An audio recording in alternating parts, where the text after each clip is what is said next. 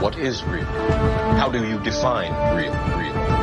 Like everyone else, you were born into a prison that you cannot smell or taste or touch. A prison for your mind.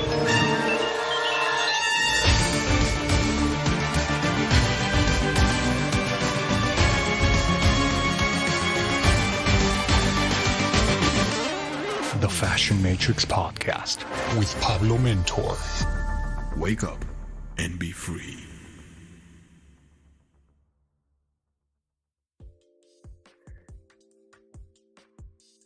Welcome everybody. I can't even start, man. This is so goddamn. I can't be serious around this fucking guest, man. Okay, let me compose. Welcome everyone to the Fashion Matrix Podcast. That is correct, the Fashion Matrix Podcast. I'm here back again with another episode in English with a good friend of mine, a serial entrepreneur, a successful businessman, a terrific communicator and salesman, coach, and the creator of fucking Mother Agent or Modern Success. I forgot the name of his program, but it's a program where he's making other people become more successful and millionaires. And the guy has done it. He walks the talk, and he's my friend. He's helped me. He's helped probably you as well if you're listening to this. You know who it is. So without any further ado, what's going on, motherfucker? What's up, brother? What's up, Bryan Casella? Yeah, what's cracking, y'all? What's really going on? This is how we do it over here in Playersville. We over here in Miami, aka Playersville. Player, you know how it is. We got Big Drink over here. Pablo, you know what I'm saying? Drink. Oh man, we have so many inside jokes, but nah, dude, everything is good, bro. You know, it's good to see you, and the good news I'm hearing from you. This motherfucker is selling like a motherfucker over there in Mexico. Yeah. But yeah, man, things are good. Things are moving. You know, my team is growing. I moved companies. I rebranded Modern Success to distinguished agent. I knew you would like that that word because it's very on code with style systems. Classic communication, yeah.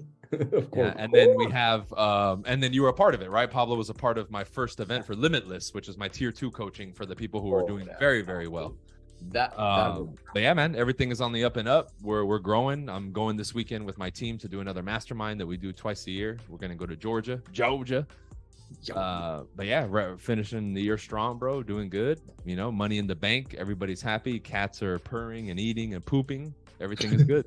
Shit, probably getting fatter and fatter because they're getting richer and richer. God damn, shit. Oh, they're the definition of a silver spoon cat. Motherfucker. Yeah, you're right. They're white, well, they ain't white, but they're privileged American male privilege. Male cat privilege. Yeah, of course. Yeah, they do. They are fucking spoiled. F. Oh man, I'm glad to have you back on the fucking podcast. And we just made a podcast in Spanish because you know that I'm fucking killing it out here in fucking Mexico. Because dude, you've known me for forever, right? And I never exploited the Latino. all the Hispanics and all the Latinos, Latinx. God, don't get me started on that bullshit. Yeah, I really never tried that fucking this side of the fucking business and shit, and I'm killing it. Even though I'm finding some, well, like in any other business, but you do find a huge difference between selling over there in America versus here in Mexico or Latin America. And God damn, it's just you feel it. I mean, if someone out there in America ever comes to Mexico and tries to make it as a salesman, you'll see what I'm talking about. It's easy, right? If you know what you're doing, but damn, these motherfuckers, man. Shit. But I wanted to bring you back because I want to talk about that, bro, about sales, communication, and business. Because you know about it, man. Shit, you know all about that, man. You know what I'm saying? How's the intro in Mexico? Is it Hola, ¿cómo te encuentras hoy? Is it the same or is it a little bit different? Hola, ¿qué tal? ¿Cómo estás? It depends. I actually have done like the letter word by word, the Jordan Belfort straight line. I've done it and it fucking works. It fucking works. Hola, ¿cómo te encuentras hoy? ¿Me podría regalar 60 segundos? Le quiero explicar de un producto. The same shit. Oh, that's It's funny. fucking funny, man. It's fucking funny.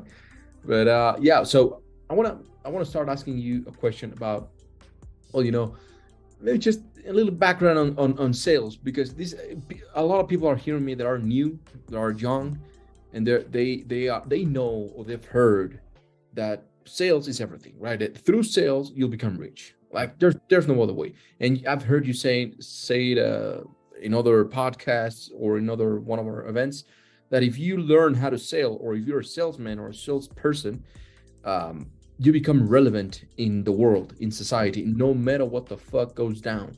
If the economy goes up, if the economy goes down, no matter, if you know how to sell, shit, you'll always be important in a company, in your own projects. So why don't you give a little bit background on how you started on sales, and how important is sales, or for any company, and how important has been sales for you and your own personal development, bro? Yeah, absolutely. Going in line with a lot of the jokes that me and Pablo talk about, there's an old movie called Baby Boy with Tyrese, which is an old like LA movie, where there's a scene where they're standing outside and he's like, "Hey P, look at my man over here selling pound cake. Look at this guy over here selling CDs. You know what I see? I see everybody going around selling, making money, and us standing here staying broke." He's like, "So I figured it all out. What do we see around us? Commerce." And then he says a word that I can't say online because we'll get censored, right? Yeah.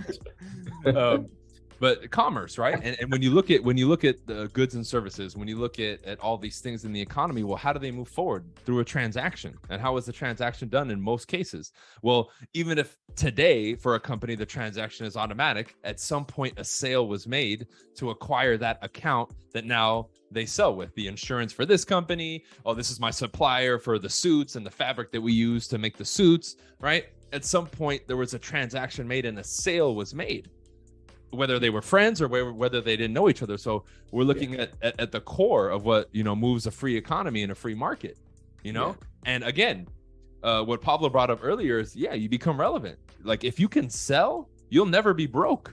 I mean, assuming you want to work, because if you want to sit there and just watch Netflix, nothing's going to happen. But if you know how to sell, hell, dude, I can make you sell clothes. I can help you sell real estate. We can go sell stocks. We can sell these blue blocker glasses. We can sell beard products, facial hair products, cat food, anything. Drink. And you can you can make money. So it also is a way for you to kind of usher your way into entrepreneurship, because when you learn and you have an idea, especially now in the era of social media, it's like, hey, I want to, Pablo saying, man, I really want people, let's say he gets an idea. I want people to experience having a high quality suit.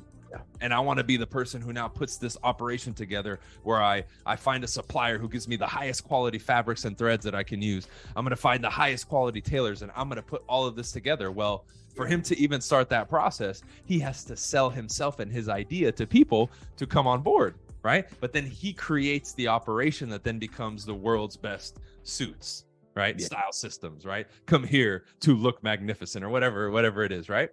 Well, how did that start? You had to sell. You had to sell the people to get there. You had to sell the suppliers to get you the stuff. You have to sell the people the idea of the suit. You have to sell them to get their money in exchange for your suit and your product or service. So, I mean, we can talk about it all day, bro, but it is the lifeblood of everything moving together. Take a look. If you go on your social media, every third post, what is it? An ad. They're selling you, right? And what are they using? All the stuff you teach, imagery, colors, sounds, and all this stuff to get you, oh, I really want this, Like I did research recently on making your hair super healthy. So all the ads that I get now, oh, get this oil. It's an ancient African oil and herb infused, handcrafted, vegan, paleo and all that stuff. Yeah. And then they show literally the tribes people from Africa like rubbing it in their hair. I mean, that's selling. That's and you're like, sales, but it's marketing and it's sales. So, oh man, it's so important, bro. And that's how you generate money. You look at us, we have to generate money.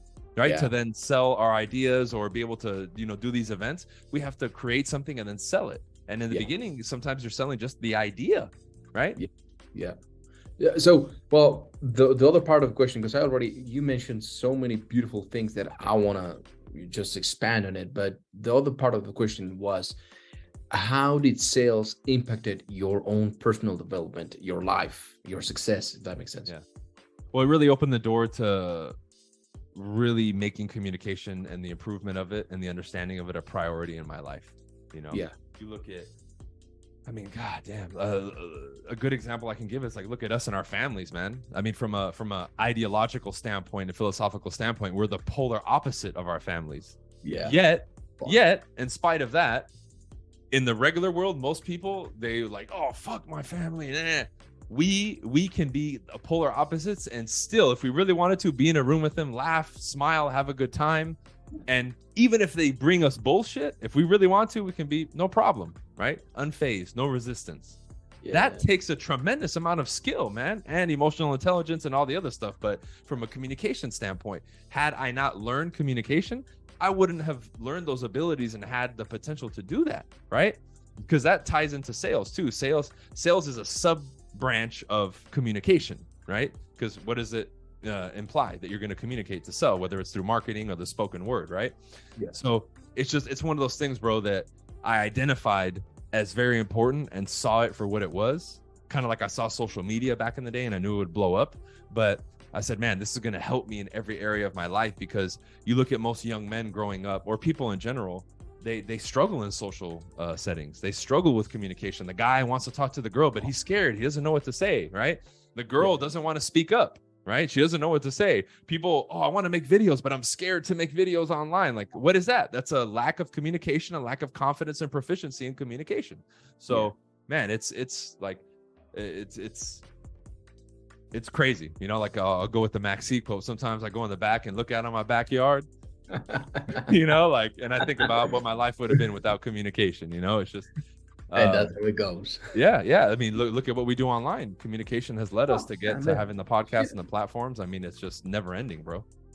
Yeah. I mean, yeah, you're right. And improving not just your relationships and yourself, your own personal self, right? Your own personal development, but also the money that it allows you, right? I mean, goddamn, yeah. Because shit. So many people that I've been training right now, they tell me, well, money isn't everything. Like, motherfucker, yeah, it's not everything, but it gives you access to everything. You know what I'm saying? Like, quit the bullshit, right? I mean, I've seen it all. I've seen it, the fucking ayahuasca drinkers, the fucking, hey, let's do some shrooms. Nothing is real. Like, get the fuck out of here. I mean, I get it. There are some other stuff, but money will give you access to everything that matters. Period. I don't give a fuck what you're on. If you're on shrooms and peyote and whatever the fuck, dude, money will give you access to everything that actually matters, right? So, bro, let's do some shrooms. Let's pause the episode and go do some shrooms. Dude, fuck, let's do some shrooms, bro. Oh my god. So even what you said, bro, like when I tell the people that tell me that, I say, okay, let's say what you're saying is true, and you would like to change that or create a bigger impact or get that message out more, right? Would you be able to do it and facilitate that with more money or less money? Yeah.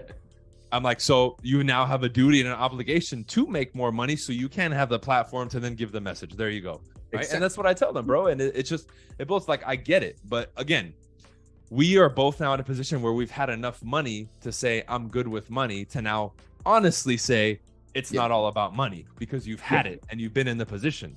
Yeah. Any broke dick loser can be like, well, it's not about money. It's like, well, of course you're going to say that. You live in a cardboard box across the street, bro. You've never had it. Yeah, you've never had it. So how can you honestly and ethically speak from a position of, like, yes, I know. You don't know. You only have one side of the equation, which for most of us is, most of our families are broke, dirt poor, factory workers, third world country. Like, we don't have that. And that's what we were taught. So if you only know one side of the story and that's all you're taught, and you never had that rich uncle, in your case, maybe it would be a guy from the cartels over in Mexico. Well, I think one of my uncles is involved in that shit. Goddamn, I think I told him the story, but Dude, but I mean, even if you see or if you study some of the most successful people in the world, they know how to sell, or they built that massive wealth through sales, right? And every time I meet someone who is very successful, for example, in our events or something like that, they talk about a little bit of sales, because it is, I mean, I have a question for you, man. What would you say it's the most important thing within a company? I mean, I know there's a bunch of different things, but would you say that sales would be the number one, or maybe top 3, top 5? I don't know. Yeah, that's quite the loaded question there, my friend. Yes. My esteemed colleague. My distinguished. Well, okay. So I would say communication is tied into all of them, but I would say things like, well, how about the CEO? Because he's the creator of everything. He's the one that creates the culture, right? But he has to be able to articulately and effectively communicate what his requirements are for his culture and then uphold it. Then you have the leadership aspect, which a big chunk of leadership is your communication and your ability to communicate. So I think communication is involved in all of it. Even though we might not say communication, one of the staples of all those pieces is communication. You know what I mean? And the sales part, you know, when you look at the we can say the cycles of a business or the pieces and components of a business, the first one is, if we're going to talk the starting phase, right? If we're going to go starter, operator, scaler, right? If we use that, it's a very simple reference, right? The starting is the sales and marketing aspect of it, which requires communication. That's what requires the influencer to say, hey, buy this brand, right? It requires a person to get out there and talk to the customers and say, hey, you should sign up for this coaching with Pablo because he's the best and this and that. He's going to teach you how to be a badass. That is a lifeblood that then brings in the money for the business to then grow, scale the operation, scale the company. But it never starts. The fire never gets, you know, the spark without the communication and the sales. Okay, no, that's a great answer, man. Now, here's another question, bro. What would you say is the difference between marketing and sales, or which one would be more important, or, you know, just elaborate a little bit on that? Well, I would say marketing is more just recognition, right? And having and being recognized, and selling is now, okay, I'm pulling somebody in to actually commit to purchasing a product or service, right? I think that's the difference. It's a difference between, oh yeah, I know Style Systems, or yeah, I bought Style Systems fucking suit or shirt or whatever, right? When I sell, I'm actually going to have to engage with a customer, and then I don't like to use the word convince, but qualify to see if what I offer is something that they want or they need. And then if I do deem that, hey, this person wants what I have to sell, then I sell them.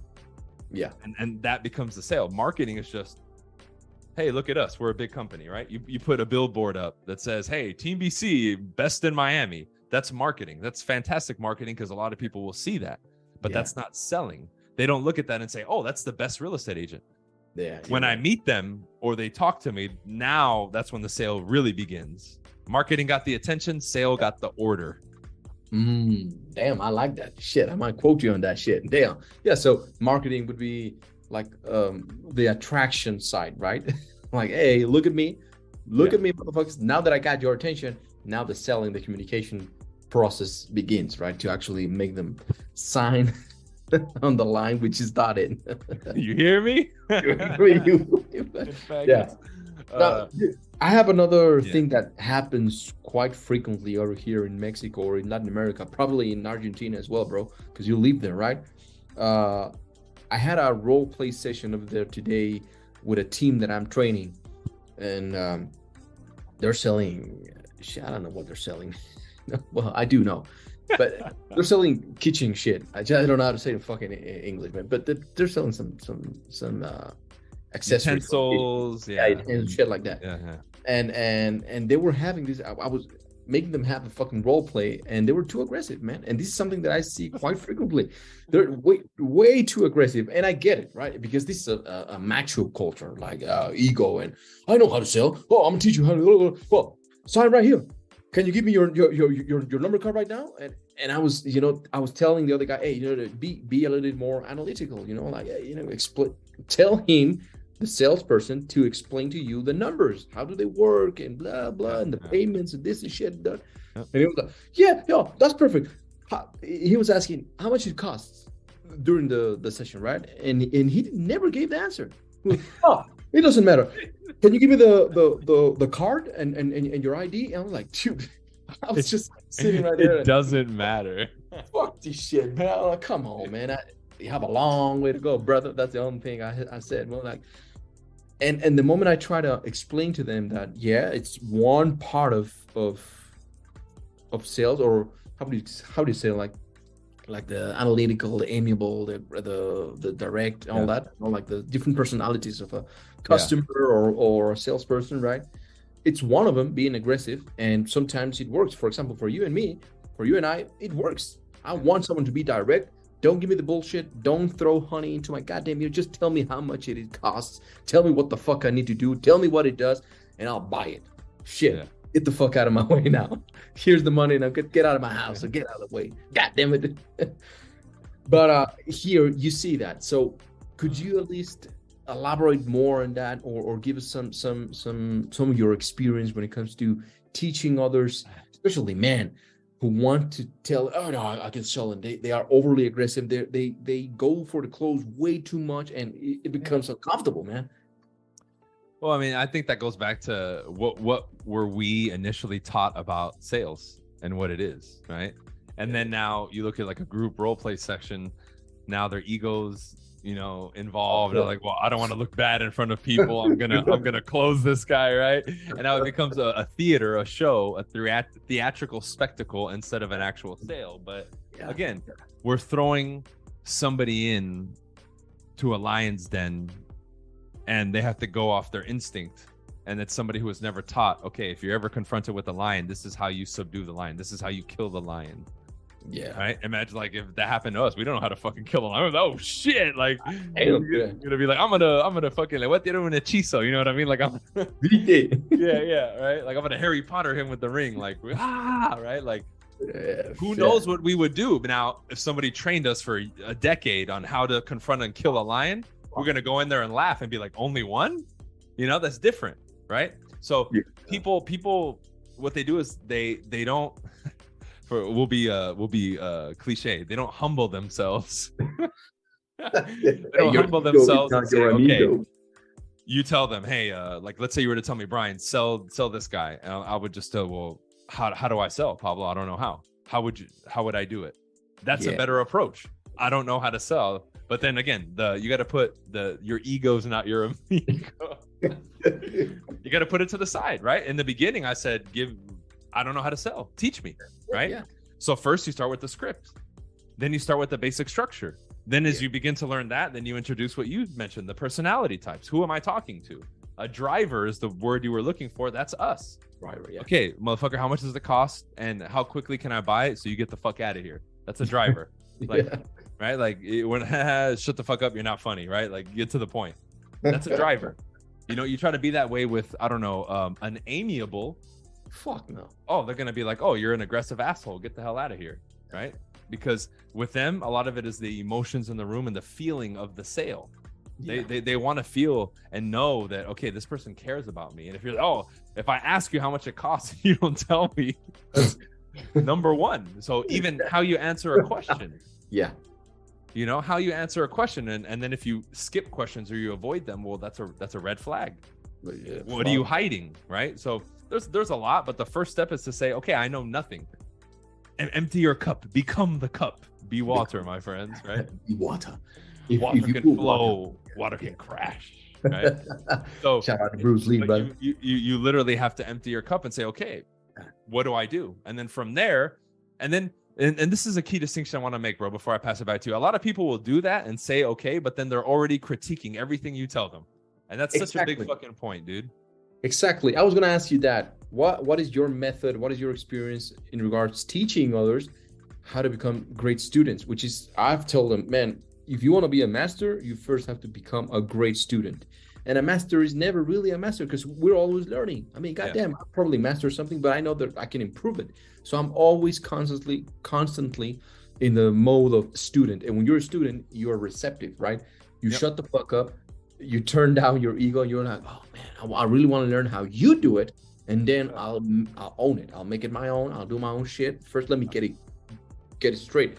Yeah. And most people are very hard-headed when it comes to that. Well, at least here in Latin America, what is your experience when it comes to teaching them how to open up? Yeah, well, I mean, this is my theory on it, right? Because now we're just talking, I think, at least opinion from our end.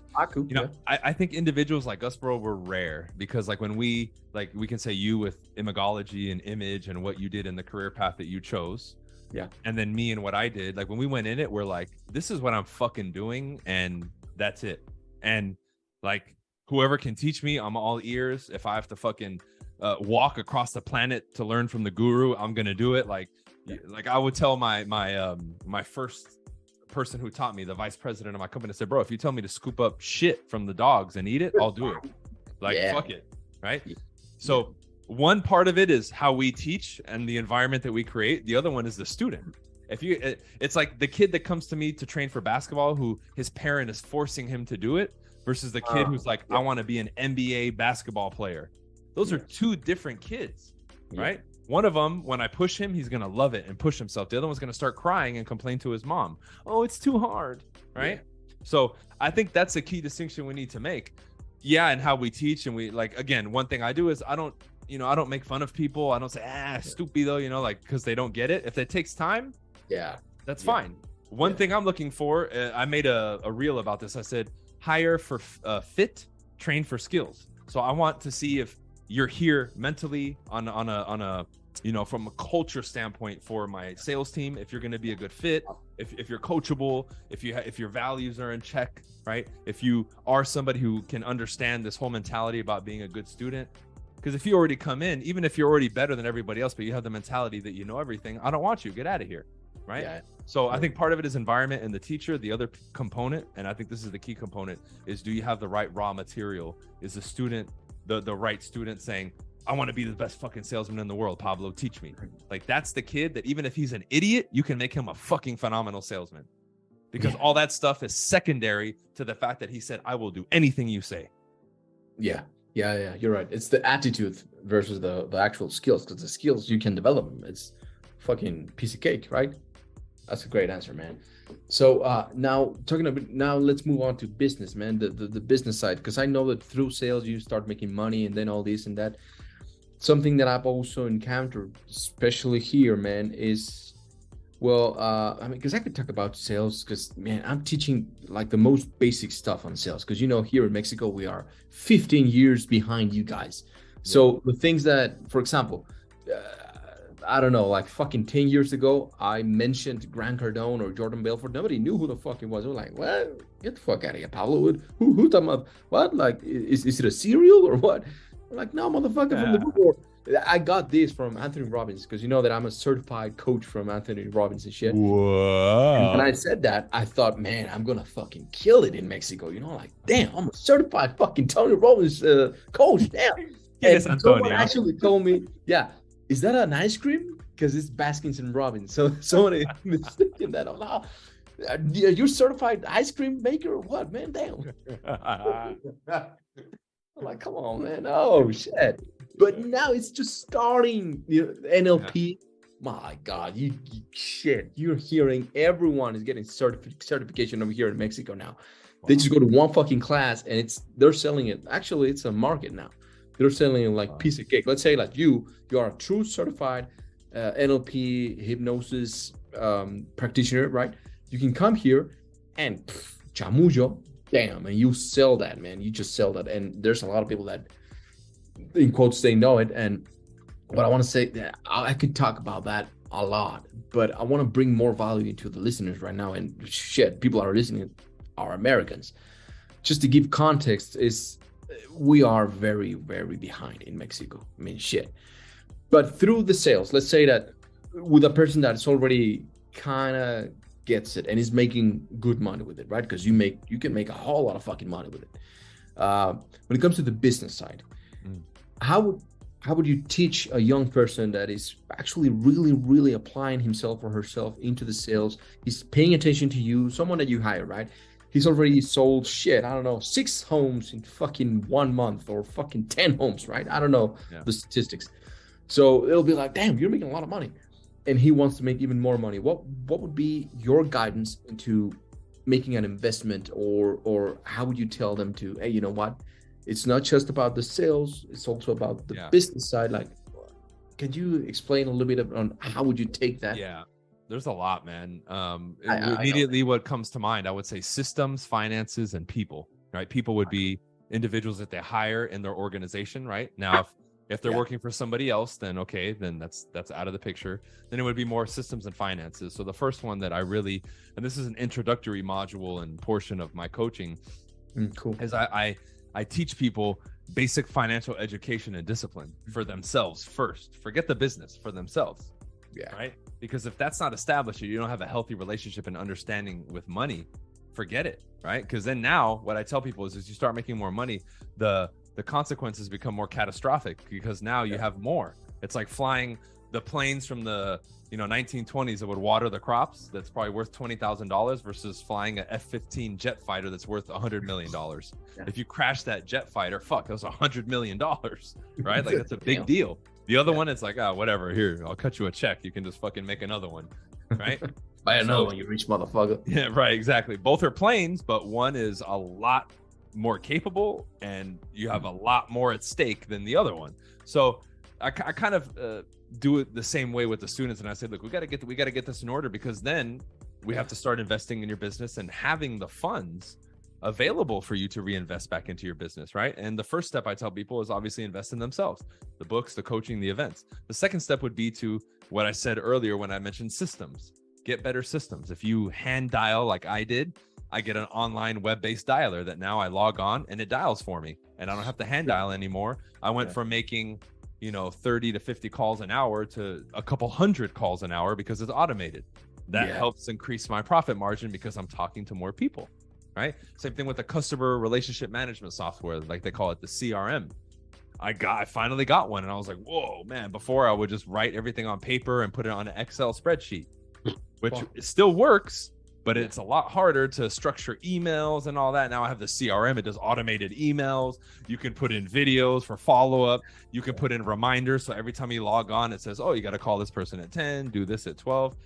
It just makes your life that much better. So between hiring people, the people aspect, the finances aspect, and the systems, that's really how you start taking it to the next level,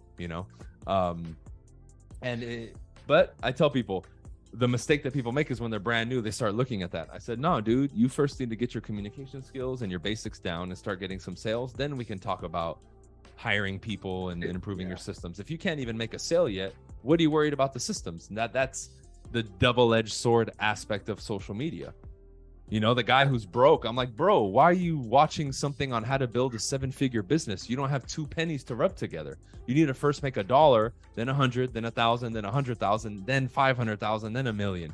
What are you doing?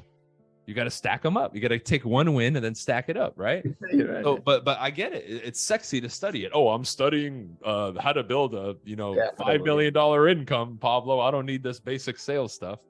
Yeah, I know. And yeah, you're right. With social media now, everyone has become a coach and everyone has become a fucking expert in quotes, right? And I'll teach you how to make X, Y, and Z amount of money. And it's just fucking stupid. It's just confusing them even more. When you're right, you can't even make one fucking sale. You can't even close one person. How the fuck are you going to make a goddamn fucking company out of it, right?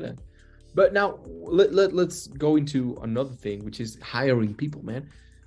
Because delegating, I think it's becoming a leader and delegating.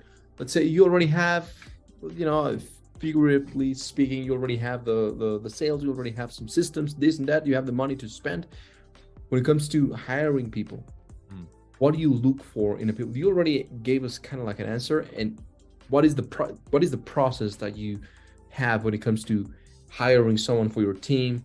And I don't know, like keeping them, because there's a lot of people that just come and go, like kind of like they just look around and they're like, shit, I put in the chat a book, Who, the A Method for Hiring. Great book that everybody listening can read.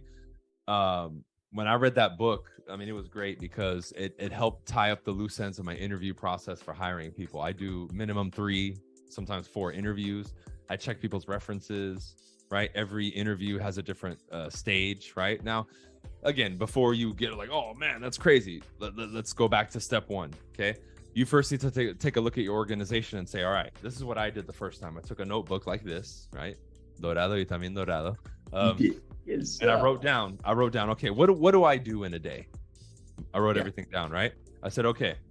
And I said, I'm going to put a valuation next to all these things. Cold calling, high money maker. Responding to emails, low money maker. Right? Yeah. And I started identifying what is a low income thing, because the step before that was I calculated what I was worth per hour. Okay. And I said, okay, I'm worth, I think the first time was like $140 an hour. And I said, okay, as I'm going through this list, what would be less than $140 an hour? And I made that list. So the first person, I got an administrative assistant, an asistente. And I said, here you go. Can you do this? Right? This is the holy book right here of what you need to do. Whoa. So, but before that is, like I mentioned earlier, I'm looking for somebody who, two things. Number one, fits with the culture I want to create and my values because it's my company. But number two, do they align with the vision that I have for me and the company?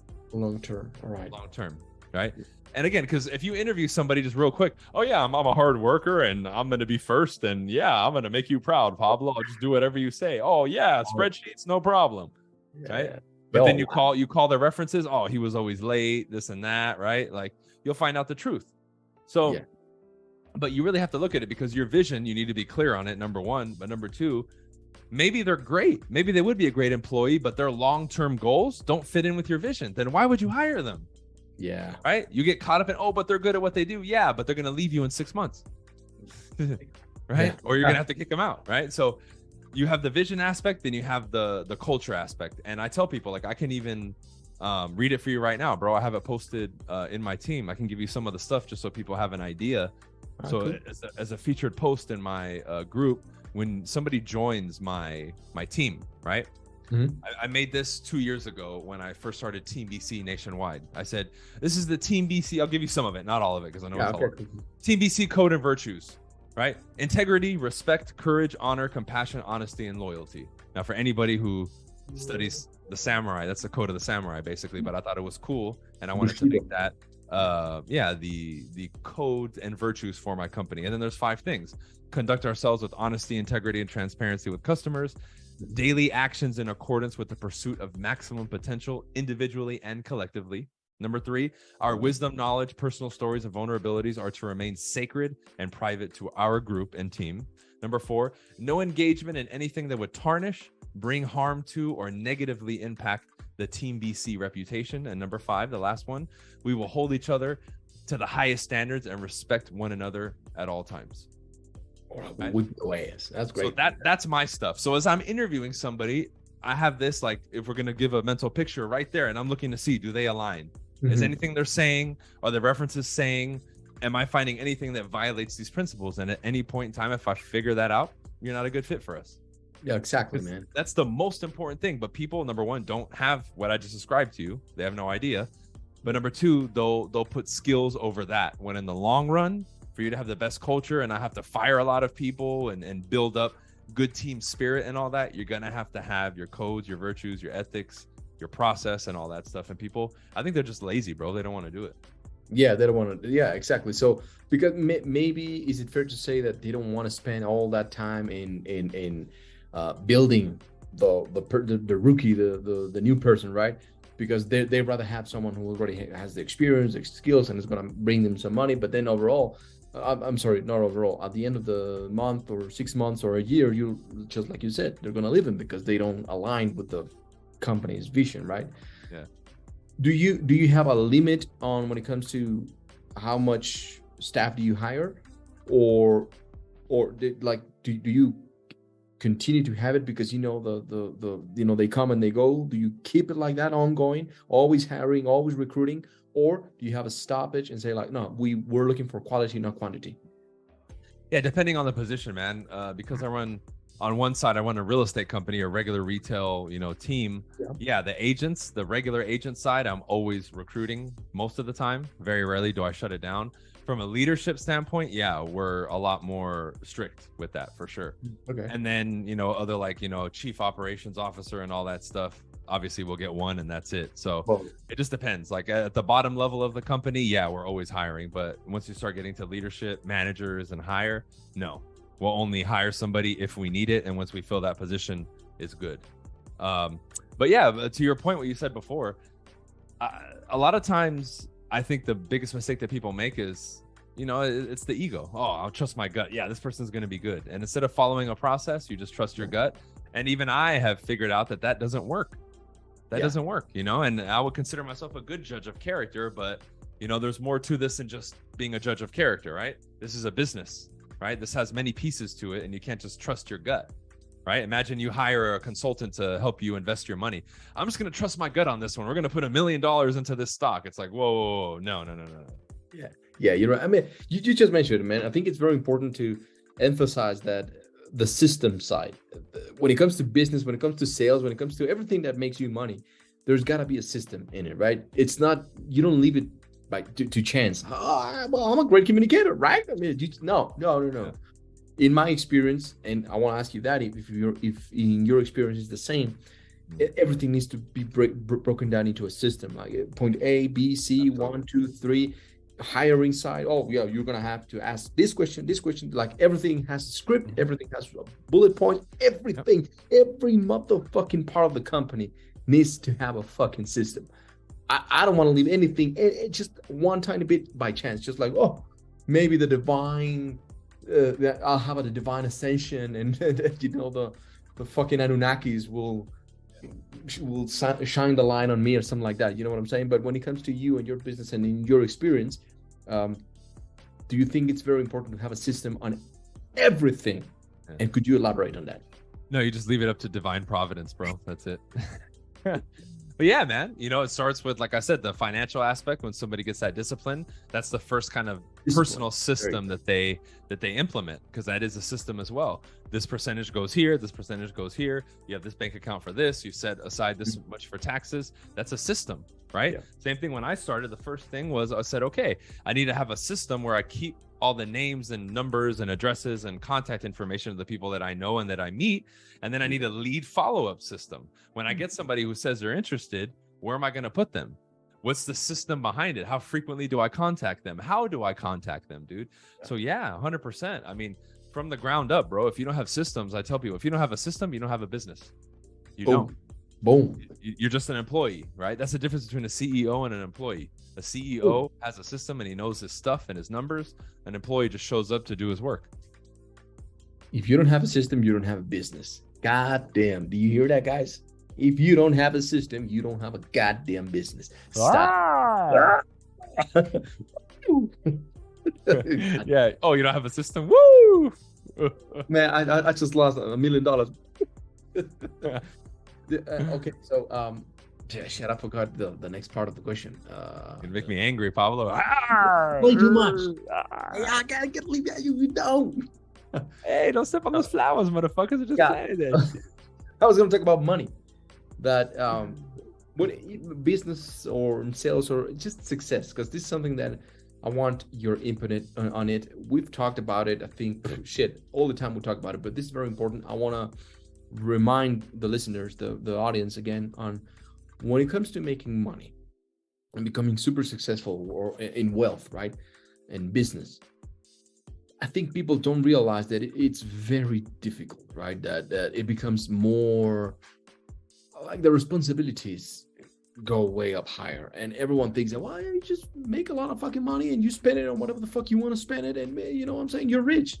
When the reality is that when you have a team, when you have a business, when you have this amount of money, you pay more taxes, you have way more responsibilities, and it's a lot. You know, you have to be prepared. So why don't you talk about a little bit on that, which I know is something that you do all the time. I see it on your videos, training people on the mindset side, right? Of, okay, you want to be rich? First, you know, you have to, I don't know, take it from there, bro. Yeah, because you really, you know, in that process, you level up. As you guys make more money, there's more responsibility, right? It goes back to the old, you know, notorious B.I.G., more money, more problems, right? Now, that's a famous line that's said in rap, but what he means by problems, really, if you reframe it as challenges and things that pop up that previously you didn't have to deal with, right? You're making 100,000 working by yourself versus now you're making 500,000, but you have 5 or 6 staff members and employees. You're making more money, but you're responsible for 5 or 6 other people now. That's a different level, right? So you're making more money, but it hasn't gotten easier. You now have more on your plate. Like people say, oh, I have so much on my plate. My plate is full. Well, that plate is going to keep getting more shit. What do? You make a bigger plate. That's the mindset aspect of it. And I tell people all the time that this is what causes people to yo-yo, right? Mm-hmm. They have some success and go up, but then they prove that they're not ready for it. They go right back down. Same thing happens again. They go right back down. Because when you really look at a lot of people, they yo-yo. They have some success and then they prove, hey, I'm not ready for this shit. Boom, they go back down. Now, it's not like somebody shows up and says, you're not ready, but you demonstrate it with how you deal with stuff, right? You start getting more clients, and then what do? They complain, oh, these fucking clients, and it takes so much time. Well, dude, you're complaining about 2 or 3. How are you going to have 5 or 6? Right? Like, and that's really where the mindset comes in, bro. But that's a product of learning. That's a product of who you're around, who's teaching you, your dedication, you know, and understanding that, it's not going to be easy. But one of the biggest things that you learn with communication is the no resistance mentality, where even if they give me something negative, I'm not going to just freak out or respond negatively or tell them no or make them wrong. I'm always going to be smooth, right? And the same thing has to be applied to what you're doing in life. You're going to be met with a lot of things that are out of your control. Maybe you had 6 leads and suddenly next week, all of them get out of the market and they don't want to do anything anymore. Fuck. Yeah. Well, if you had kept doing what you were supposed to do, it wouldn't matter because you generate leads every day. But what do? Mindset issue. Oh, I have 6 leads. I'm good. I don't have to work anymore. Shit. Right? That's all mindset, right? So doing what you're supposed to do, the basic disciplines, but it goes back to a lot of stuff we've talked about over the years, man. Yeah. You know, waking up on time, you know, make sure you're educating yourself, be around good people, stop bullshitting, stop fucking watching bullshit on social media, get to work, obsess about your work, enjoy your work. I mean, we've been saying this shit since we were fucking in diapers, bro. Probably. Hey, what's up, man? What's up, mama? You know what I'm saying? Yeah. Well, you know, I don't want to add more to that.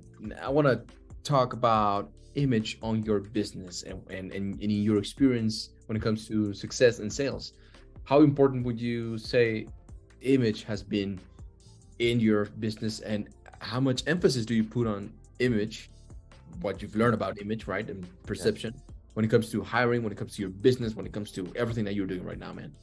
Yeah, man. You know, I look back and I think my first 3 years in the business, 2.5, 3 years, I was like in a suit 24/7. Yeah, of course. Yeah. For image purposes, but also for me to reinforce, like, I'm a fucking businessman now. I'm not just an athlete anymore. Like, yeah, I played an athlete. I'm still an athlete, but I'm a fucking businessman. Right. And the thing with me was, I want somebody to take me seriously. I don't care if I'm new. I don't care what you think about me. I'm fucking dressed sharp. God damn it. I smell good. I look good. I have a good handshake. That you give me at least that. You know what I'm saying? Right? Like you can't take that away from me. Like, you're gonna be like, man, I don't like this motherfucker, but god damn, he's dressed sharp AF. You know what I mean? Yeah. And it's key. It's key. Now, again, we're giving you just the clothes, right? That's a clothes example. Image goes much beyond that. Even with like us, imagine you door knock somebody, hey, what's up, motherfucker? Right? Even are you gonna yeah, even if you're dressed sharp, they're gonna be like, what the fuck? Like, right? Like Pablo's example. I don't know if he ever gave it to you guys. It's funny. But right? Yeah. It's like, but it's so important, bro. It's so important. And then, but what do people do? We err on the side of comfort. They'll send me and Pablo a picture of fucking like, you know, Mark Zuckerberg in sweats. Well, he's a billionaire, and it's like, bro, he's a billionaire. Yeah, come on, man. And then when he had to show up to Congress, he had a fucking suit on, right? So even when the protocol required for him to wear a fucking suit, he did. He didn't say, well, I'm a billionaire. I can cheat. I don't have to wear a suit. He still wore a fucking suit. Why? Because a business meeting was to be had, period. And if you want more business meetings, dress, walk, talk as if you're going to have a business meeting, period. Instead of fighting it, this is the last thing that I'll say. Understand the game, right? Yeah. Imagology and all this stuff is a science. Understand it. Stop putting in the I like it, I don't like it. Fuck that. Learn it, then use it. It's that simple, right? Because in the beginning, I didn't like wearing suits. I love wearing them now. I think they're super cool. But in the beginning, I didn't like it. But did I sit there like, I don't want to wear a suit. This sucks. No, I fucking wore it. Because at the end of the day, I said, this is going to get me taken more seriously, and this is going to get me more deals. And fuck, like the whole, the study where the guy jaywalks across the street, but he has a suit on and everybody follows him. I mean, it's embedded into people's fucking subconscious minds. Why would you not fucking take advantage of it? It's stupid. It's the semiotics of clothing. It's the language of symbols when it comes to the image, man. It's embedded in your subconscious mind. It's super interesting. And also, you mentioned something that within my industry is called in-clothes cognition, which is the psychology of your clothes, how it makes you feel, how it changes your behavior and your how do you say it, your productivity, if that makes sense. But not just yours, but also the people around you, because you alter the mindset and the emotions of someone else just by wearing a goddamn color. Fuck.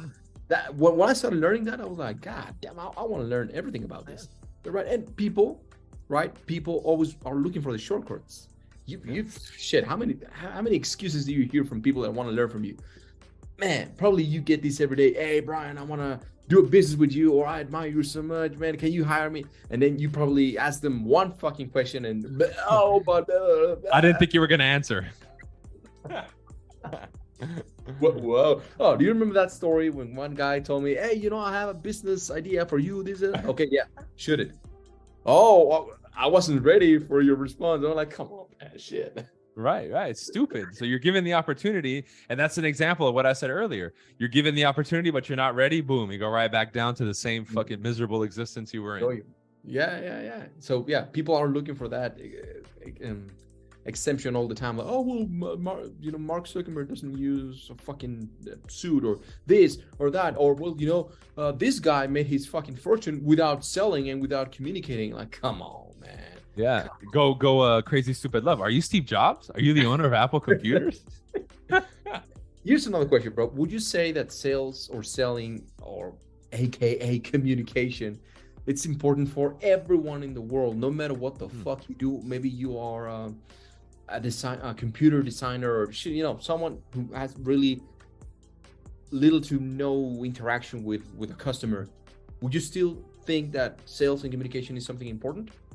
Absolutely. Computer guy wants to get his idea out. He comes to me to get money, but he can't communicate his idea to me. Am I going to invest? Fuck no.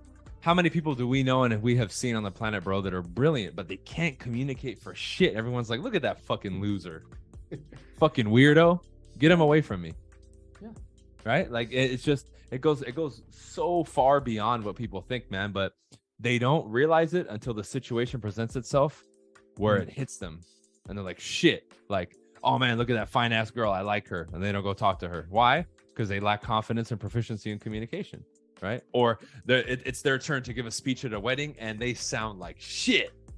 They're going to feel bad, right? Like, imagine if you speak at a wedding and then like it doesn't go that good. That's just going to eat at your fucking soul forever. Because if that was me, I would make fun of you forever. I'd be like, hey, bro, remember 10 years ago you made that shitty ass speech at my wedding? You fucking loser. I know, right? You fucked it up. You fucked it up, motherfucker, right? Yeah. Everything was perfect except for you, right? But again, that's the type of stuff that when you go to sleep at night, it keeps you awake and you're like, oh shit, right? And that's the type of stuff like you can't put a valuation on that, right? And a lot of people, if they haven't been there, you're gonna be there for sure, because we've all been there, where you get to a fucking low point, super low point, right? And a lot of that is contributed by our poor self-communication, because communication isn't just what you say with the world, it's up here. Your self-talk will revolutionize as you improve your communication. And how many of you won't take that step or take that leap of faith, like they say, because the self-talk is, I can't do it. No, you're just up over there fucking paisa from Mexico. You can't do it. Or you're this, you're that. Oh, you're too short. Oh, you're too ugly. Oh, your nose, this and that. And that's your self-communication. Well, how the fuck are you going to achieve? Look, but the next minute you say, I'm going to make $1 million. Get the fuck out of here. Your own voice, when you say that, your own inner voice says, get the fuck out of here. You ain't going to do shit. Hi, my name is Bryan, and Pablo, what I'm going to do is you ain't going to do shit. And dude, people pick up on that, even if they don't know about communication, their subconscious mind, they pick up on that, and they're like, man, this motherfucker doesn't know shit. He's just trying to hustle me, man. Get out of here, right? Hey, get out of here. No soliciting. Yeah, get out of here. No soliciting. Oh man, dude, I want to talk about something that you just mentioned. When it comes to the ability to communicate and say and sell yourself, right? For example, something that I teach. Basically, image is selling yourself. Goddamn shit, looking good, selling yourself to yourself and to all the motherfuckers, right? But we've been in. Dude, can you imagine having this guy looking super sharp and what's up, motherfucker? Oh man, that's gotta fuck up with your fucking mind, which is good. Which is actually it's a technique in communication. But in seminars, when we've been guest speakers, and myself, I know that I've been around people that are way smarter than I am, way smarter, way more successful than I am, but they sound like shit. Like they can't communicate for shit. And when they're in the stage, I've shared stage with them, and I'm like, damn. You see the audience, and they're like, sleepy F. They're not paying attention. They won't remember a goddamn word, even though I know that he's way better than I am, right? In business, in fucking success, whatever the fuck. And then, when we show up in a fucking seminar, we entertain the shit out of them, right?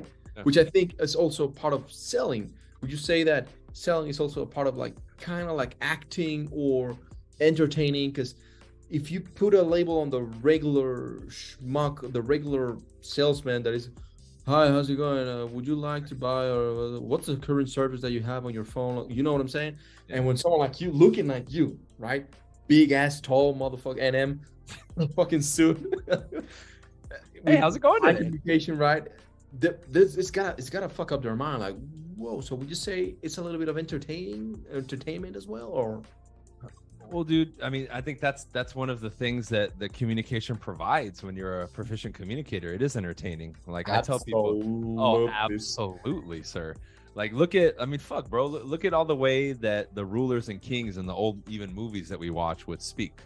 They would go up and they would slowly, people of the land, right? Like they would speak all slow and drawn out, and people fucking were like, oh my God, this is the, So it done correctly and at the higher levels, that naturally comes out, because I believe that every single person will develop that within themselves. They have that style. When you start taking away the insecurities, you really have the skill, you can deliver, and now all your attention is out and you're like, okay, I'm going to deliver a great speech as an example, because we're talking about that comes out, man, because now there's nothing holding you back. The biggest thing with people is holding them back. Oh, I want to be loud, but no, I can't.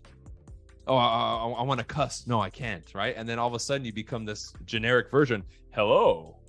Hola. ¿Cómo estás? Right. You become the radio guy. Right. Which in many cases is the same fucking voice that sounds the same. Yeah. Right. So it really, is it a conscious thing that I do? At times. Yeah, for sure. Because if we go back to the personality types, sometimes I have to play a particular character to make somebody else feel more comfortable. Now, if I want to sell to somebody to make them feel more comfortable, or make it a little easier for somebody to learn and pay attention to me, I'm going to do it, because that's my job. And that's the number one rule people need to hear, is you need to take responsibility as the communicator. As the communication expert master, you take full responsibility for the communication, what happens, and the outcome. So if you didn't get the outcome, you take responsibility for it. You don't bitch and complain and say it was the other person's fault. You take responsibility, motherfucker. Boom, booyah, damn. Now, you understand what I'm saying? You know what I'm saying? Would you say that you have to? Would you say that? Man, we have so many inside jokes, guys. We could make a whole fucking podcast or a seminar, 2-day seminar on just the fucking inside jokes that we have. Goddamn. Do you have to be? What's the fucking word? Chameleonic, like shit. Versatile, chameleon-like. Yeah, well, there you go. Chameleon-like as a salesperson in regards to the personality types. Like, you have to be all of them. Yeah. Sometimes. Is that, yeah? Yeah, I think a couple things, right? I think naturally, as you get better, you just naturally will mirror and match people like automatically. Like the whole, hey, what's up? Oh, absolutely. So like it just happens automatically, Let me give an explanation on this, because this motherfucker, that's how I know he's a fucking, I know he's a great salesman and communicator, but we were at shooting a video, right? With your Lambo, and we were fucking young kids, and we were fucking around like, yeah, motherfucker, yeah. You know what I'm saying? And then this old white couple approached us, and they were like, what the hell is going on What is going on here? Yeah, but like, kind of like, I don't know if they were, I thought they were gonna call the police or something like that, because we were being loud as shit and being like, yeah, motherfucker, yeah, and this, that, and right in the middle of the street, right? And they approached like, and I said, oh shit, it's about to go down. And then immediately Bryan was like, yeah, you know what I'm saying? And then he turns back and, oh, absolutely, sir. We're just having a quick video for these young, wonderful men. And I don't know what words he used, but it was right there on spot, super quick. I was like, you sleazy motherfucker. No, but yeah, great communicator, man. So it works, man. It fucking works. I've seen it. It's fucking beautiful. Oh, yeah. So we're having a small gathering here, totally 100% approved by the city. We have a permit. Like, oh, yeah, of course. Perfect. It was funny, man. It was funny. I'm sorry. But, you know, and just to emphasize that point, it's not like we have to become the other person. That's just until, because, again, basics, you hit rapport. Once you hit rapport, you go back. You know, you can take it wherever you want, right? And the personality type and mirroring and matching is kind of the segue to allow you to get in rapport and establish it to then take the conversation where you want to take it, right? But yeah, man, I mean, that I think if we're going to talk about entertainment, right, and being that character, that's when you take the communication to another level. You know, now you're really having fun. Now because we've talked about it, educate, inform, entertain. That's the formula, right? And entertainment is a vital part, especially when we talk about social media now, holding people's attention and being that next level, like where people will just buy from you because they like you. It's not even about the product anymore. It's like, man, I just fucking love Pablo. I'm going to buy his shit. Yeah. Like, do you even know about it? Nah, but he's a cool motherfucker. So I'm just going to buy this shit because I like him that much. Right? Like, I remember people would buy my shit online. Dude, I'm not even going to watch it, but I support you so much and love you. I'm just going to buy it. And I'm like, man, that's so fucking cool. But that alludes to what you said, the entertainment factor, just that X factor, like, yo, I'm the shit. And there's just something unique about your delivery and your communication and your persona overall that's just like, wow, it has that wow factor, you know? Magnetic, right? Yeah. Magnetic confidence. Whoa. What's animal magnetism? What's the hardest personality type for you, man? In the beginning, bro, was the analytical. I fucking hated the analyticals, man. God damn, like, oh, what's this 1 cent fee? Shut the fuck up and sign, man. You know, like, well, excuse me, how much is it? Shut the fuck up, man. So the room is 8 feet by 12 feet. I measured it. It's 8.1 by 12.05. What's going on here? It's inaccurate. You're like, bruh. Sign the goddamn contract, man. Know, damn, right? It's like, dude. You know, and again, it exposes the weakness or the weakest link, we could say, in your game. Hey, I have to work on it. Now I don't care. Now I have fun with it. I become more analytical than them. Just so you know, sir, before our meeting, I provided an itemized report for you, highlighted specifically with your particular concern. So please be sure to read it before we meet. 1.0088, that you give the specific fucking number, and they're like, oh man, I love it, right? Oh, and they love it, yeah. But you know, at the end of the day, but before, you know, when I didn't like it, in quotes, that was the mistake that I made, and it brought in resistance. I would be sitting there like, this motherfucker, I just want to beat the shit. But that's wrong. Yeah, because when we're thinking that, they feel the vibe, right? You can pretend to smile and be like, yeah, everything is good, but internally it's like you're about to burst. They know, they can feel it, right? That this is those like subconscious cues that we talk about, where you can't bullshit it unless maybe you're the top level fucking actor on the planet, like maybe Al Pacino or some shit, but that's the 0.001%, like Mark Zuckerberg not wearing a suit. You know, so it's like, motherfucker, are you Mark Zuckerberg? Okay, then shut the fuck up and wear a suit. You know what I mean? Like, come on. Same shit. Yeah. No, you're right. This is very important, and I'm glad you brought it up. Guys listening to this, I mean, holy shit, fake it till you make it. Yeah, it kind of works, but people will always notice. They always notice if you hate them, and if you're in the inside, man, I don't give a fuck about you. I just care about my commission, right? Like, shut the fuck up. Just sign right here. Just give me the money. I don't care about you. I don't care about your family. Just sign right here. They will feel it. They will sense it. And the communication goes wrong, or maybe instead of building a relationship, you just sold it to one guy and he will not recommend you to another one. And you know what I'm saying? Now, bro, describe the perfect sale for you. Well, I'll talk to somebody, and I'll make it short, right? I'll talk to somebody. I determine that they're a lead, right? And then we set an appointment to meet for me to sell, right? Before that meeting, when I set the appointment, I will qualify them to make sure that they're qualified to purchase my service, right? Let's say I'm doing real estate, right? And they want to sell their house. I'm going to qualify them to be sure that they're qualified to be ready to sign a contract and list their home. So I ask them a ton of questions, right? Now, when I go and I meet, a perfect sale is I follow my presentation. We meet, blah, blah, blah, blah. And then at the end, I ask them to sign and they sign, right? So phone call or initial contact. We set a meeting. I qualify the meeting. I go to the meeting. I do my presentation. Sale is made. They sign the contract. That would be the perfect sale. I remember when we did a podcast in Spanish, you said something about seduction that, when you are seducing a woman and you can't force it, right? Like you can't be like, hey, come on, let's go get a drink and let's go back to my place, baby. You know what I'm saying? You know what I'm about to do. You're going to learn. You're going to learn today. Like, you know what I did. Wong Wong. If what you just said, or if I can add on to what you said, and correct me if I'm wrong, tell me if I'm just bullshitting. The perfect sale for you would be like stealthy. Like you've been through the whole process. You know that this fucking client is ready. Yep. So it's not pushy. It's not like, man, it's just smooth, right? Like, come on, baby, you're already there. Just fucking do it. Is it stealthy or smooth, or do you really have to go into like, oh, well, I'm about put on my salesman suit and, hi, how do you know what I'm saying? Or is it more like stealthy? The best way is they would say it felt right. Like nothing was forced, and it, like you said, smooth, because they didn't even realize that they just went into a sales presentation. Yeah. Some people will tell me we didn't even have the intention of signing, but everything made sense and it looked good, so fuck it, we signed, right? And that's what I tell people. It's not this will there be moments maybe where you have to insist a little bit? Sure, right? Sure. Like it's very rare that you never get told an objection and everything is perfect. Oh yeah, 6%? No, I'll pay you 7%, right? Like it's very rare that it's super just smooth all the way through. What makes it smooth is how you deal with what they give you. You're the orchestrator of the symphony, right? You're the one that makes it smooth. And I think that's what people miss. So when you look at the presentation, following the presentation, saying the right words and doing the right moves, it's smooth if you follow that pattern.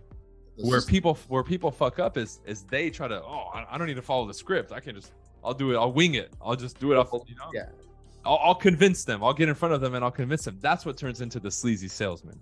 Because now they don't know what the fuck they're doing. It's like, just sign. Oh, how much? Doesn't matter. Just sign. How much? Because it doesn't matter. It doesn't matter. Just give me your credit card. Oh man, that was so fucking funny. I don't know why I didn't record that shit. It would have been mean because I would be fucking making fun of him. All right. The last question, bro, is goddamn, you played too much and I forget the goddamn question. Fuck, it was about sales, man. The last question is, fuck me, goddamn motherfucker. You made me forget the goddamn who's you, motherfucker? You bitch, you. You got some time? I can show you my grill over here in the real Mac joint. The real Mac. No, well, it'll come back, man, because I want to begin to wrap it up. Mm-hmm. And I had a question when it comes to sales, man, for young people listening, and I fucking forgot. And it was fucking pure gold, but that happens. And when that happens, you have to keep rolling, baby. You know what I'm saying? You can't stop and be like, oh, I forgot the question on how to end the podcast. Fuck that. But any last thoughts or any last advice for the young people listening to this and are just getting started on this, man? It's a lifelong journey, man. You have to keep learning. You have to keep the momentum, never stop. And it's one of those things that it's not like, and I see this mentality with social media. Like you look at videos too, like calisthenics, right? How to do this advanced move in 30 days. It's like, bro, you're not going to get it in 30 days. But this mentality is just infested everything where, how do I free my mind in 2 weeks? How do I, go like, and then that's why, like you even brought it up. People will run to these places and do these ceremonies like, DMT, shrooms. And I was like, dude, you don't even know what's going. This is why people will do that stuff and then literally go fucking crazy, right? Like you have to do things the right way. And then it's like they would say in Spanish, tenés que pagar derecho de piso. Like you have to earn your fucking position, dude. Like it's not going to happen overnight. Like I've been training with Bryan in calisthenics for a year and we're just now doing like intermediate stuff and improving, right? I'm still not near the end. And we've been consistently working out for a year. Same thing with communication. I didn't start getting notoriety for at least a year and a half or 2 years, to where it wasn't like I was getting trophies where people were like, oh man, this kid he's up and coming. He's doing good. But that was obsession. Every time he came to my place, I was reading, right? The practice sessions, I was doing 2 hours a day with people. I can't even get motherfuckers to do 20 minutes a day. I was doing 2 hours a day. I would tell people, bro, I practice more than you actually make calls. Fuck yeah. You know what I mean? Like that's the level. But see, that's the level of dedication you need. And I said, fuck it. If I have to do this for years, fuck it. I signed up for this. This is what I want. I want to be that good. Because in the beginning, it wasn't about me, the trophies and the accolades. Like Tony Robbins says, you're driven by significance. I never gave a fuck about any of that. I don't care if you know me or not, right? I just want the result, which is the financial freedom, the good life, build my team, and do what I do, right? But that piece of advice is, man, really do what it takes and then make the commitment for life, right?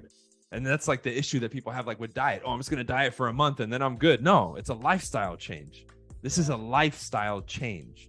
You're going to have to do things and become somebody that other people may not recognize anymore. And that's okay, because that's a choice that you made to walk the path that you're supposed to walk. Damn.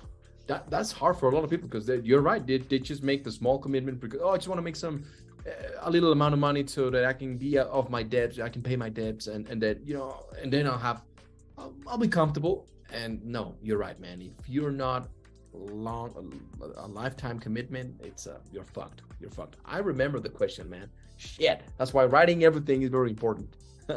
It's what advice do you have for young people and young salesmen that deviate from the sale? Not to get into the fucking straight line precision shit, but in their effort to create rapport, I've seen this, probably you've seen this, the fucking customer takes control of the conversation and all of a sudden they're talking about, I don't know, their dogs, their cats, whatever the fuck, other than the actual sale. What advice would you give for these people? There's a lot, man. If you guys are we can come at this from different angles. The first thing I would say is this: when we talk about rapport, a lot of people think too much from the perspective of conscious rapport versus subconscious rapport. So what's some stupid examples of conscious rapport? Like the old sales movies where they would walk into the house and like drop a $5 bill and then you pick it up. Oh, sir, here you go. Like, or they would see the golfing trophy. Oh, golf. You like golf? So do I. That's conscious, meaning it's obvious that you're doing it. Subconscious rapport is what you do with your body language, right? Mirroring and matching their rate of speech, the volume of their speech, like all those little things, the little nuances, right? If they use certain words, like if they always say okay cool, you start using okay cool, little things like that. That's a subconscious way of building more rapport with people, right? In regards to what Pablo said about when people deviate from your script or you fall off the line, meaning now you're talking about fucking your vacation instead of the sale, what you need to do is be able to create different ways of bringing yourself back, right? So let me give you an example.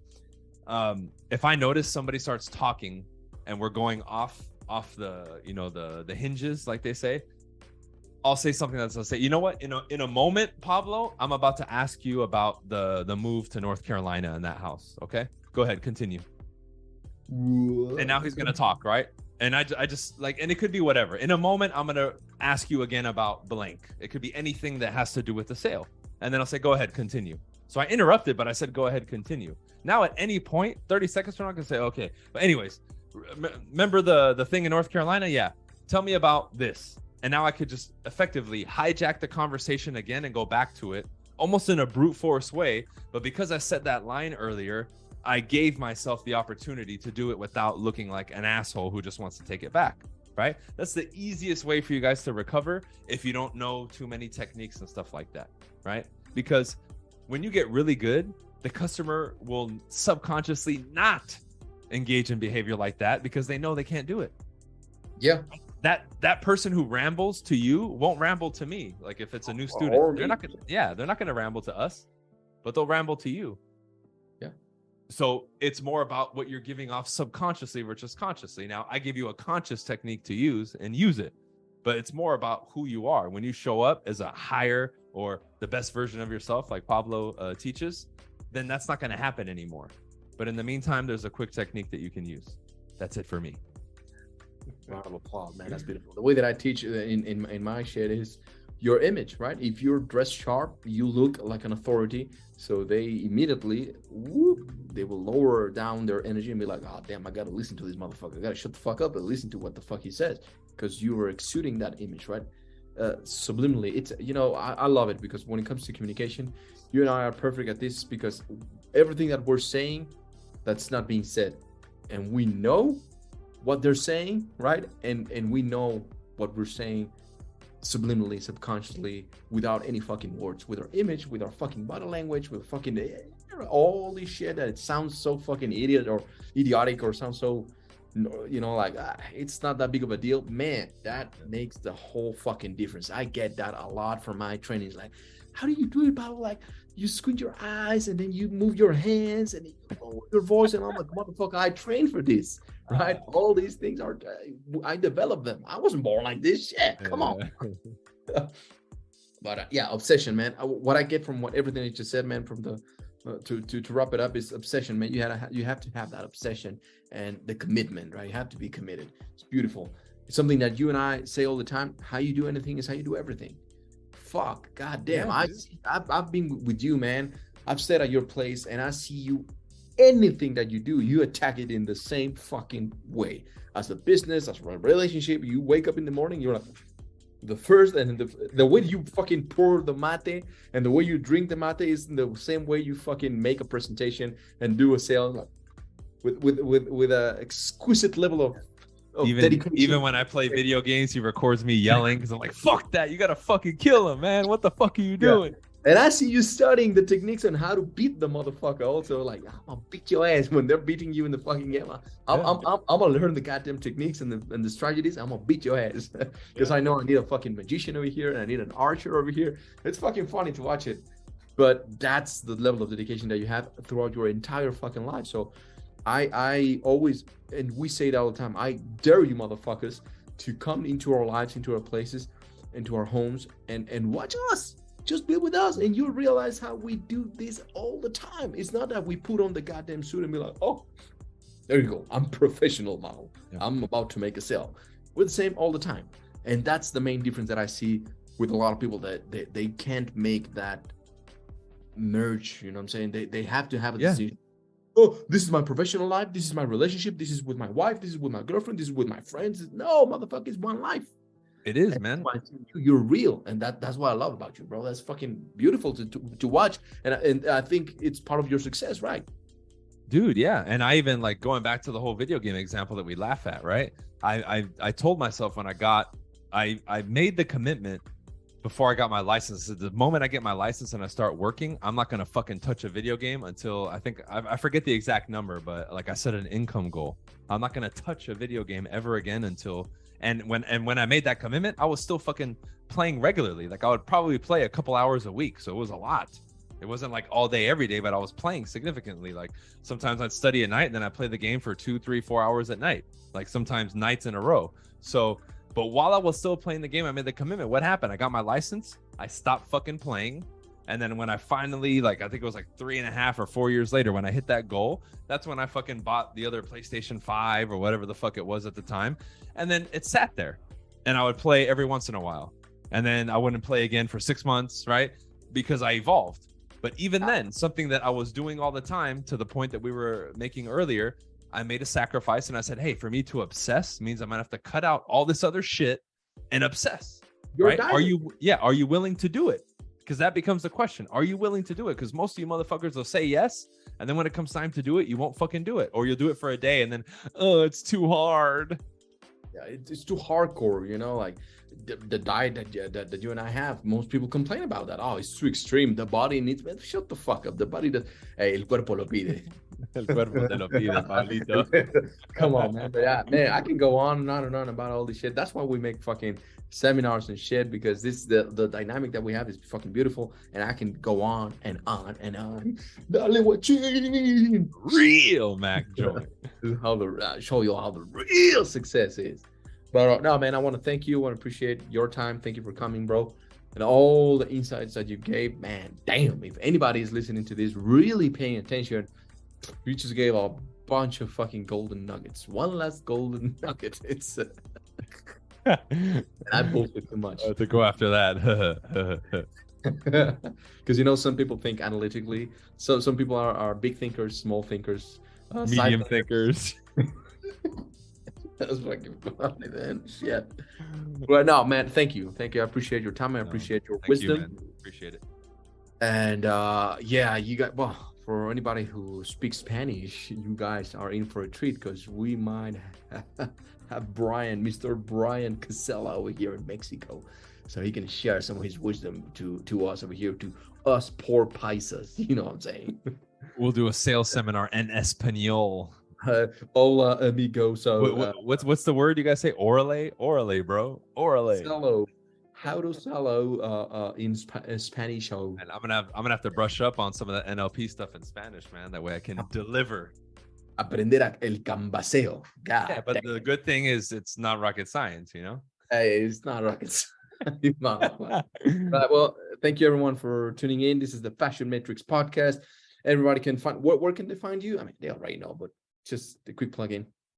YouTube, if you put in my name, or my new website now is bryancassellacoaching.com. Oh, that's the new one? So bryancasella.com is not there anymore? If you go there, it'll just, you click the button and it'll reroute you to the new one. So it's the same shit. Same shit. All right, cool. bryancassellacoaching.com. All right. I'll put on all your links over there in the description box. Y'all can find me at Pablo Mentor and pablomentor.com, stylesystems.com. And man, thank you. That's it for me. Thank you, brother.